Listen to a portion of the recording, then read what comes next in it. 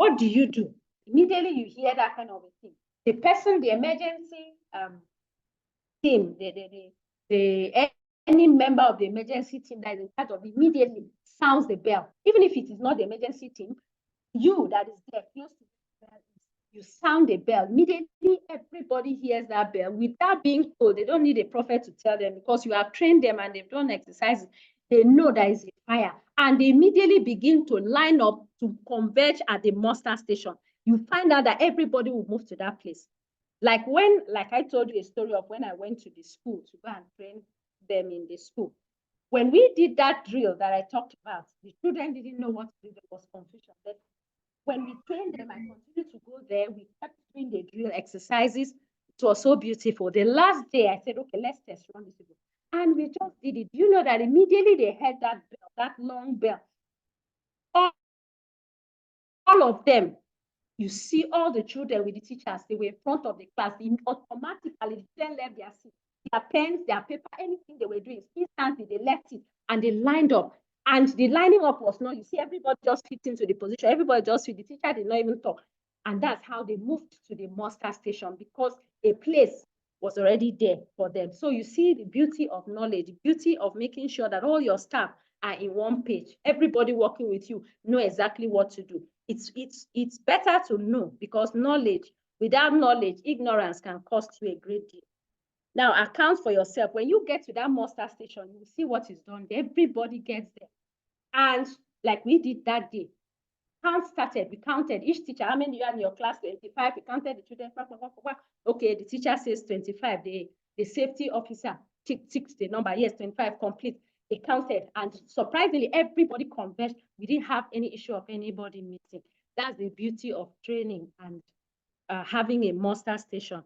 And then you stay there and await further instructions from the emergency response team.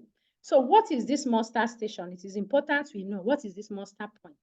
A muster point is simply an area, like we can see on this slide. It's simply an area where people gather in case of emergencies.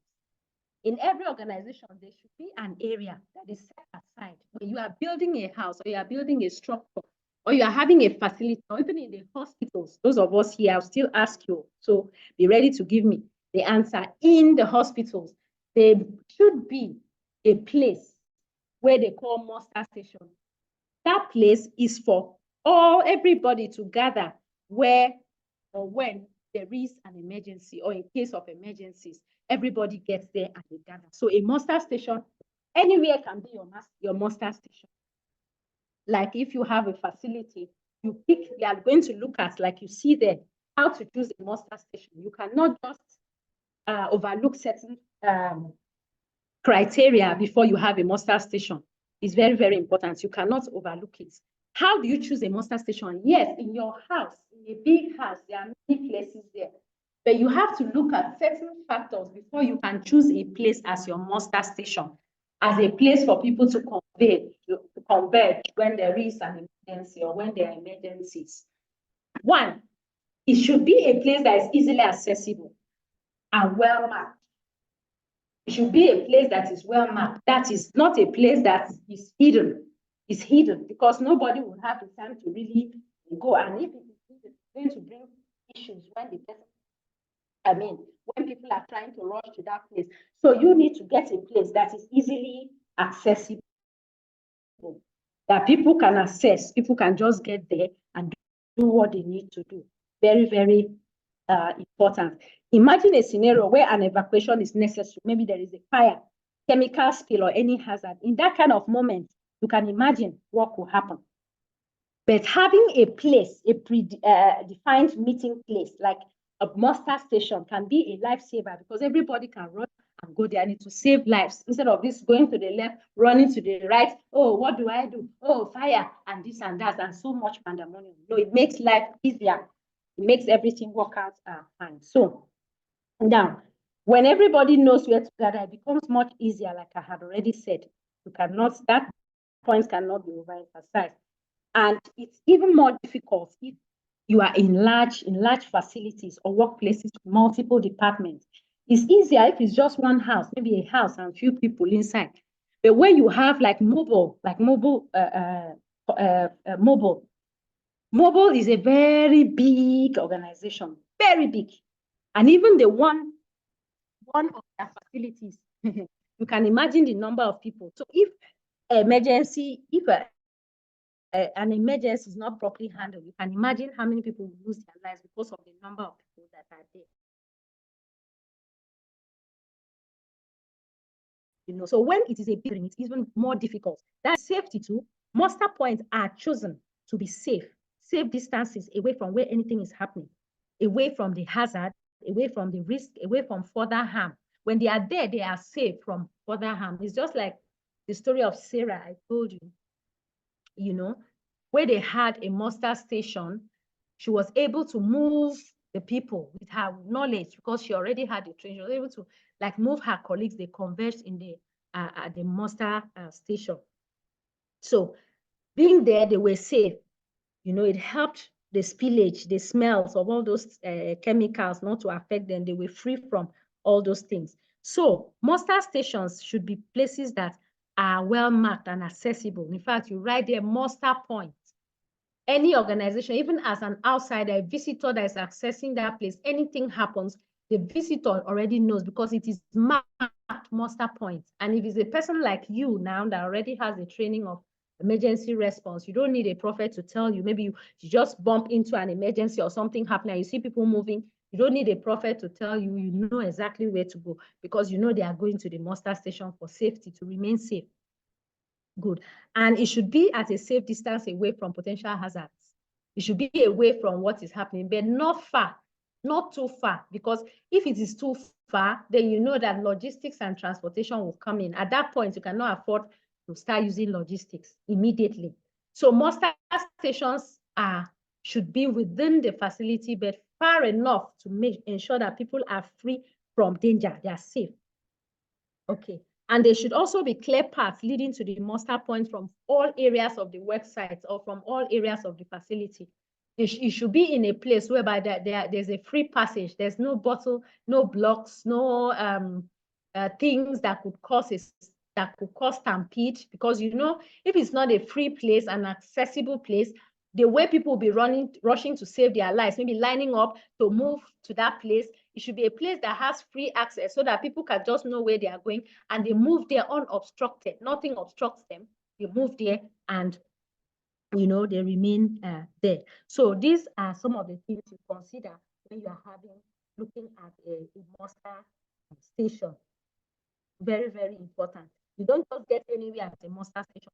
The communication, when you gather at a muster point, you can receive updates and instructions from leaders and emergency response team, because that is where everybody gathers. So they will surely be there. The emergency responders will be there to give instructions. Okay, now the fire is going down. What are we going to do? This is the next step we are going to do. Count yourselves. How many are you? Take roll call, to ensure that nobody has injured by the fire. Nobody has, or they are accountable for everybody. That sure everybody is there. That's the essence of having a muster station. And why you shouldn't also have bottlenecks on the way is so that you can move unobstructed. That's nothing obstructs you. Maybe in a case where you have people that are disabled, or you have people on wheelchair, or people that mobility is an issue for them, they cannot really move freely. So you see, you have to ensure that it is a path that is somewhere leading to where the place leading to the muster point is free from any kind of blockage or blockade, per se, in this case. All right, so, okay, I promised to end before 5, and I'm trying seriously to the time. Okay, so that is a muster station, a muster point is important. In case of maybe environmental hazards where people have to relocate, it is at muster point that they share things, that they share relief materials, maybe share things to people, and then they can then move to the places they have been evacuated to. So muster points, if you don't have one in your hospital, please, this training is for you to help send the news to them. Help give them the result of this training. Yes, you let them have a feel of the fact that you now can train them, or you can enlighten your colleagues in the office on emergency response. Let them know, because it is very important. Okay. And I think that's last but not the least, we are going to be looking at, okay, let's see. Location of emergency equipment. When there is an emergency, there are so many equipments that we need to use, depending on the type of equipment. Depending on the type of equipment, or I beg your pardon, a type of emergency. Now, in an emergency situation, like I told you, every second counts, and knowing where to go and what to do can mean the difference between chaos and calm. Can also mean the difference between danger and safety. Very, very important. So you need to know where this relief, where this emergency equipment are located. Whether it is fire extinguishers, first aid kits, spill containers, whatever it is that you need as an emergency equipment, we have to ensure that they are readily available when needed most.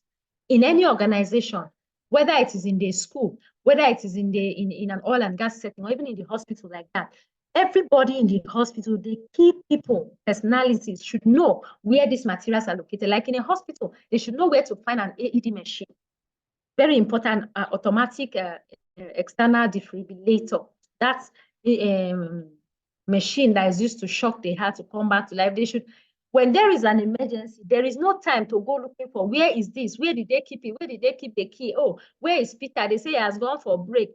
And they need something from that box to be able to handle an emergency. No, all those bottlenecks should not be there when there's an emergency. So location of emergency equipment are very important. Ambulance should be on standby. The driver should not travel far, shouldn't go far, because an emergency can occur and immediately maybe they don't have what it takes in a hospital setting to have, and they need to immediately convey that patient to another hospital or to another facility. So an ambulance should be standby. In a school, there should be an ambulance. In everywhere, and most facilities should have an ambulance, because anything can happen. A worker can fall down and have issues. Someone could even slump. Anything can happen at any time. So we should have ambulance handy. Muster points, okay, we already talked about that. In case of emergency, you can see from there, people converge from left, right, front, back, side, back, everybody arrives at that place. That's the muster point. Then we have the fire extinguisher, very important. Fire extinguisher, we should always have fire extinguishers in our cars, in our houses, we should have fire extinguishers, in our workplaces. Fire extinguishers are very, very important. And we have different types of fire extinguishers. When we get to fire emergency, we are going to look at it. We're going to look at the different types of fire extinguishers. But for the purpose of this location, we should have, like you can see it there on the wall, we should have it in strategic places. And not only having it, some people just have fire extinguishers for fun, maybe just to pass the test in case they come for check. They say, okay, I have a fire extinguisher, or road safety will see you on the way and they say, oh, can we see your fire extinguisher? You are very happy to bring it up, but you don't know how to use it. That's another irony. You don't know how to use it. Most of the people that have fire extinguishers in their cars, in their houses, even in their workplaces, don't know how to use it if there is in an event of an emergency. That's another thing we are going to look at by tomorrow, by God's grace. So first aid box, like I already talked, there are many things in a first aid box that can handle a situation temporarily before medical attention reaches. So first aid box should be handy. Every house should have first aid box. It's not expensive. You have the things inside the cotton wool. You can just buy a first aid box, put your cotton wool, your forceps, everything you need, your bandages, your triangular bandages, and so on and so forth. You have them inside. Handy, a full first aid box, not an empty one. You have it handy so that anybody that has knowledge of first aid can arrest a situation in emergency time before the arrival of the doctor. Accessibility, you have to be able to access it. That's one thing. Access, you should be able to access emergency equipment. They should be visible. You should be able to see it clearly marked and written. Oh, first aid box is kept here. This one is kept here, so that you know, so that every personnel can quickly locate it at any point without hesitation of anything, wasting time that we don't even have that is not always available when there's an emergency. Okay, strategic placement too. Keep them in strategic areas. Fire, for example, fire extinguishers should be located near potential fire hazards, where you know that, yes, there are places that are prone to fire hazards. So you have to have a fire extinguisher there. While spill containment materials should be available in areas where there are hazardous materials. So that's what I mean by keeping them in strategic places that will be easily used. Maybe in places that are prone to fire, you know, maybe near where people smoking arena, where they give people in a facility to go and smoke. You know, that's a very, very easy place that, if not properly handled, fire can. So fire extinguishers should not be far from that designation. That's what we should know. Redundancy too. Having multiple fire extinguishers, first aid kits, and other items distributed throughout the facility. It should be there so that anybody can easily reach it. Very, very important. Okay, and then having this equipment is another thing. Having the equipment is one, being able to use it is two, and three, being careful to ensure that you have regular inspections. You inspect them and know if they are working. Most of these facilities, I've done this job for years, like MJB told you. Sometimes you go into a location for inspection and you find out that they have equipment that are not working. They just placed it there for formality's sake, just for them to say present. Yes, we have its presence, or presence, and they move. That's all. So they don't know the workability of it. So regular inspection is important. As now you are taking this training, you can help in your organization. You can ensure that they check this material. Oh, we have a first aid box. Do we have the things correctly used? Do we have expired things there? Do we have first aid equipment or materials there that have expired? Do we have the fire extinguisher? Oh, let's see the expiration date. Let's see. You check, is it working? Is the lid still on? All these things, you do continuous regular inspections. You don't wait until inspectors come around. You check and be sure that everything is okay. All right, Mr. Alex, I've seen your hand. But I think that is the end for today. We have actually tried to meet up time. I have tried to meet up time. We are going to look at the other part of our course outline by tomorrow, God willing. So practically, these are some of the things that we may need to know, like the ambulance, the first aid box, the fire extinguisher, and the fire hydrants. Like you can see there, this is called fire hydrants. What you have there with the hose around it is used to fight fire. You can just take it from them. We are going to see how to use the fire hydrant when we talk about fire emergency proper. So practically, these are the things that we need to know as emergency responders. The things we know, we can share, we can tell, we can do train the trainer. You can take this training, go and train your colleagues, approach the management, explain to them the lapses that you have seen from this training and see how you can go about it. So at this point, I've really been doing a lot of talking because I've been trying to beat up time. It's not in my character, in my culture to do that. So I'd like to ask if there's any question. I saw Mr. Alex hands raised. Mr. Alex, please, can you ask your question? No, ma. I don't have question. Okay. I saw maybe it's that time you raised up your hand. Okay. It must be you. So do we have any question, please? Okay, please go ahead. Okay, please go ahead. Yes, I can hear you, Mr. Rotimi. Okay, Mr. Rotimi, right on. What's the difference between risk management, emergency responder, and there's another one again, and the crisis management? Are they the same? What's the difference? Okay. Especially crisis management and disaster responder. Okay. Now, crisis, like the word implies, it depends on the names could be used interchangeably. Now, tomorrow we are going to have, in the course of our doing the fire emergency we are going to have risk management. Okay. Let me start with risk management. Risk management is very broad. Before you even talk about risk management, you have to first and foremost highlight the likely risk that you envisage. I don't know if you are with me. That is, management means to handle risk. Good. So before you can even get to risk management, you have to analyze, okay, I work in a factory. These are maybe a processing plant. Yeah. And these are the hazards.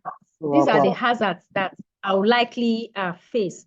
I would likely expect. Of course, maybe somebody climbing the ladder can fall down and dislocate, or somebody an iron hitting the person's hand, or you highlight the risk that is involved before you can then talk about how it's managed. Emergency responder is like you are someone that handles emergency, that responds to emergency in an organization. Normally, in every organization, they have a team. They work as a team. It's not just anybody that knows that has the knowledge of emergency response that can be an emergency responder in an organization. Some organizations have crisis, people that handle crisis. Crisis is more health related. I don't know if I'm trying to see how best to explain it for you to understand. Mr. Rotimi, are you with me? Yes, hello. I'm with you. I'm with you, but yes, I'm with you. Can you hear me? Okay. Hello? I can hear you. Oh, it's faint. Yes, I'm trying to. Yes. I can hear you. I can hear you. I get you. You said crisis is more of health related. Health related. That's like medical setting. Like in a medical setting where someone. Yes, but I don't really think so. Okay. Because crisis we could have crisis in the country too, where you have some people protesting, where some people are against some particular tribe, and things like that, Yes. Those are crises too. Okay, because yes, let me explain. Okay. I was still explaining. It's actually cracking. I was still explaining. Yes, I agree with you. I agree perfectly with you. Now, in organized crisis can happen. Yes, I agree with you. Crisis can happen, like crisis in the country, like you want to talk about the NSAS, something like that. If I'm permitted to use that, yes, crisis happen. Yes, but in another way, maybe looking at it as relating to the practicability of it, as in what we are doing, like making it really practical.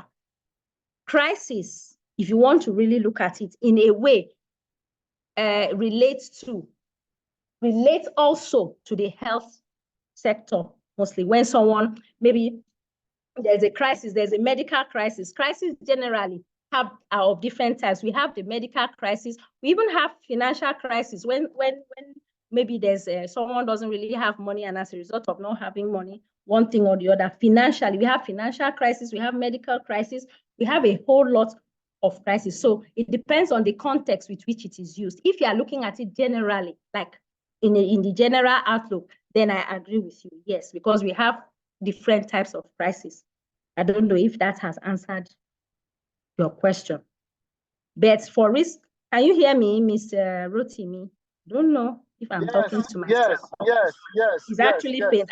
I agree with you perfectly. I am not saying you are wrong. You are not wrong. If you look at the word itself, crisis on its own, crisis is very broad.